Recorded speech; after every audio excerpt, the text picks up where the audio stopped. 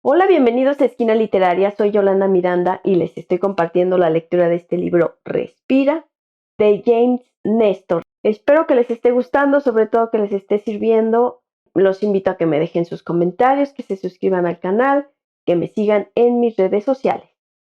Seguimos leyendo el capítulo número 6 que se llama Menos y vamos a continuar. En las décadas posteriores a que Buteyko comenzó a enseñar a pacientes a respirar menos, el asma se ha convertido en una epidemia mundial. Casi 25 millones de norteamericanos padecen la enfermedad hoy en día, lo que supone un 8% de la población y un aumento por 4 desde 1980. El asma es la principal causa de las consultas en urgencias, de las hospitalizaciones y de las ausencias por indisposición en los colegios. Se considera una enfermedad controlable pero incurable. El asma es una sensibilidad del sistema inmunitario que provoca estrechamiento y espasmos en las vías respiratorias.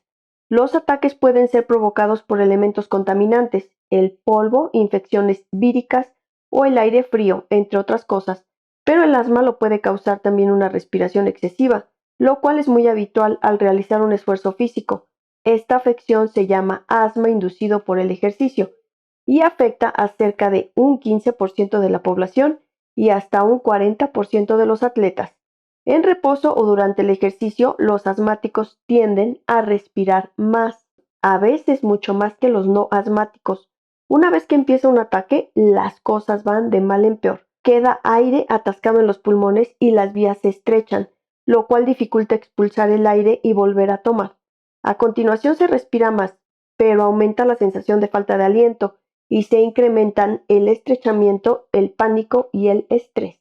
El mercado internacional anual de terapias para el asma es de 20,000 millones de dólares y los fármacos a menudo funcionan tan bien que pueden parecer prácticamente una curación, pero los medicamentos, en concreto los esteroides orales, pueden tener unos efectos secundarios terribles tras varios años, por ejemplo, el deterioro del funcionamiento pulmonar, un empeoramiento de los síntomas del asma, ceguera y un riesgo más alto de muerte. Millones de asmáticos ya lo saben y experimentan estos problemas en carne propia. Muchos se han entrenado para respirar menos y aseguran haber notado una gran mejoría. Durante varios meses antes del experimento en Stanford, entrevisté a personas que practicaban el método Buteyko y recopilé sus historias. Una de ellas era David Wiebe, un laudero de chelos y violines de 58 años procedente de Woodstock, en Nueva York, a quien conocí por un artículo en el New York Times. Wiebe había padecido asma grave desde los 10 años. Usaba broncodilatadores hasta 20 días al día, además de esteroides con tal de mantener a raya los síntomas. Su cuerpo desarrolló tolerancia a los medicamentos, así que Wiebe tuvo que aumentar la dosis. Tras décadas de consumo constante, los esteroides le perjudicaron la vista. Desarrolló degeneración macular. Si seguía tomándolos, se iba a quedar ciego. Si los dejaba, no podría respirar y podía morir de un ataque de asma. A los 3 meses de aprender a respirar menos, Wiebe no usaba más de una calada de inhalador al día y había dejado por completo los esteroides. Afirmaba sentir pocos síntomas del asma.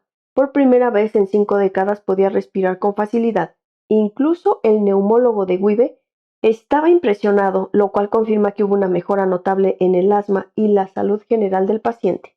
Había más casos, como el jefe de información de la Universidad de Illinois en Urbana-Champaign, quien también había padecido un asma fatigante durante toda su vida adulta y quien, como Wiebe, reportó sentir pocos síntomas del asma al cabo de unas semanas, reeducándose para respirar menos.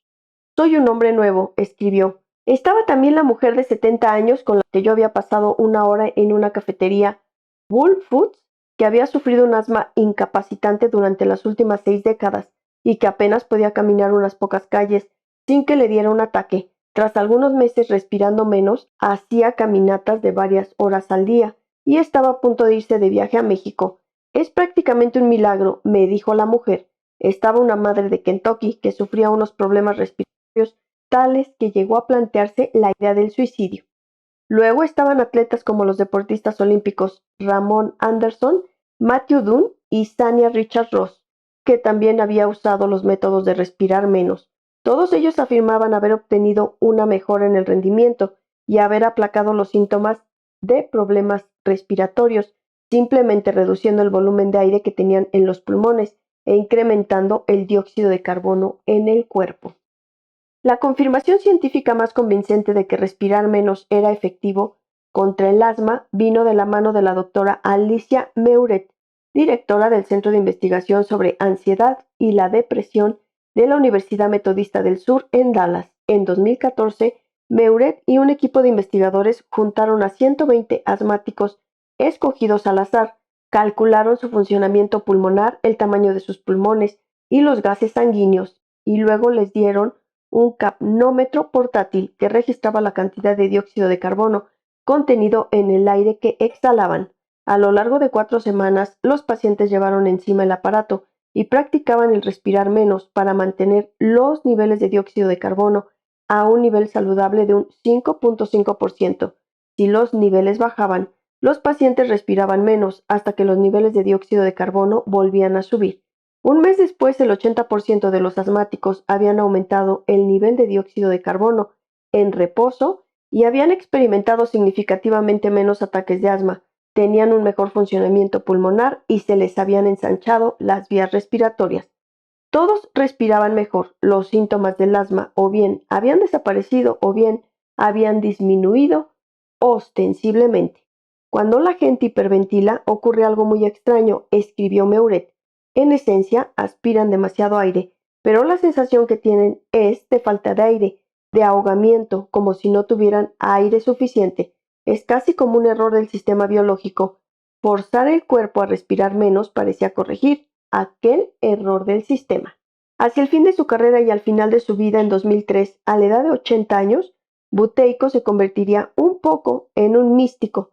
Apenas dormía y afirmaba que sus técnicas no solo podían curar enfermedades, sino que fomentaban la intuición y otras formas de percepción extrasensorial. Estaba convencido de que las cardiopatías, las hemorroides, la gota, el cáncer y más de 100 enfermedades más estaban todas causadas por el déficit de dióxido de carbono debido a una respiración excesiva. Pensaban incluso que los ataques de asma no eran tanto un problema, un mal funcionamiento del sistema, sino una acción compensatoria, que el estrechamiento de las vías respiratorias, el jadeo y la falta de aliento eran el reflejo natural del cuerpo para que respirásemos menos y más lentamente. Por ese y otros motivos, Buteyko y sus métodos han sido ampliamente rechazados por la comunidad médica actual, tachándolos de pseudocientíficos. No obstante, decenas de investigadores durante las últimas décadas han tratado de conseguir algún tipo de validación científica de los efectos curativos de respirar menos. Según un estudio del Mater Hospital de Brisbane, en Australia, cuando los adultos asmáticos seguían los métodos de Buteyko y reducían en un tercio la ingesta de aire, los síntomas de la falta de aliento disminuían un 70% y la necesidad de medicamento paliativo decrecía cerca de un 90%. Media docena de ensayos clínicos más documentaron resultados parecidos. Mientras tanto, el método PAP-WORD, una técnica para respirar menos desarrollada en un hospital inglés en los 60, también se demostró que reducía los síntomas del asma en un tercio. Sin embargo, nadie parece saber exactamente por qué respirar menos ha sido tan efectivo para tratar el asma y los problemas respiratorios. Nadie sabe exactamente cómo funciona. Teorías hay varias. Es un déficit en el cuerpo lo que causa síntomas, dijo el doctor Ira Pacman, internista y antiguo experto médico del Departamento de Seguros de Pensilvania, que superó la fatigante asma que sufría respirando menos. Si sustituyes el elemento deficiente, me contó, el paciente mejora. Pacman me explicó que respirar de más puede tener otros efectos más profundos en el cuerpo, aparte de los que operan sobre el funcionamiento pulmonar y el estrechamiento de las vías respiratorias. Cuando respiramos demasiado, también expulsamos demasiado dióxido de carbono y el pH de nuestra sangre aumenta y se vuelve más alcalino. Cuando respiramos más despacio y retenemos más dióxido de carbono, el pH disminuye y la sangre se vuelve más ácida. Casi todas las funciones celulares del cuerpo tienen lugar a un pH sanguíneo 7,4, el punto óptimo entre alcalino y ácido. Cuando nos alejamos de este punto, el cuerpo hace cuanto puede para que volvamos a él. Los riñones, por ejemplo, responden a la hiperventilación funcionando como un tampón, un proceso en el que un compuesto alcalino llamado bicarbonato es liberado en la orina. Con menos bicarbonato en sangre, el pH desciende a niveles normales, a pesar de que sigamos jadeando. Es como si no hubiera pasado nada. El problema de los tampones es que son un remiendo temporal, no una solución permanente. Semanas, meses o años respirando demasiado provocan que ese tampón renal constante agote los minerales esenciales del cuerpo. Esto ocurre porque a medida que el bicarbonato sale del cuerpo, se lleva consigo magnesio, fósforo, potasio y demás sustancias. Sin reservas saludables de estos minerales, nada funciona bien. Los nervios fallan, los músculos lisos tienen espasmos y las células no pueden generar energía eficientemente. Respirar se vuelve más difícil. Esta es la razón por la que a los asmáticos y a otras personas con problemas respiratorios crónicos se les recetan suplementos, por ejemplo, de magnesio para evitar más ataques. Los tampones constantes también debilitan los huesos, que intentan compensarlo disolviendo sus reservas de minerales en el torrente sanguíneo. Sí, es posible provocarse osteoporosis hiperventilando y aumentar el riesgo de sufrir fracturas óseas. Esta eterna rutina de desequilibrios y compensaciones de carencias y tensión finalmente hará que el cuerpo se averíe. Pacman señaló prontamente que no todos los afectados por enfermedades respiratorias ni los demás enfermos tienen problemas por un déficit de dióxido de carbono. Quienes padecen enfisema, por ejemplo, pueden tener unos niveles peligrosamente altos de dióxido de carbono porque tienen demasiado aire atascado dentro. Otros pacientes pueden presentar unos niveles de pH y gases sanguíneos completamente normales en los análisis, pero esta actitud meticulosa, dijo, puede que pase por alto el panorama global.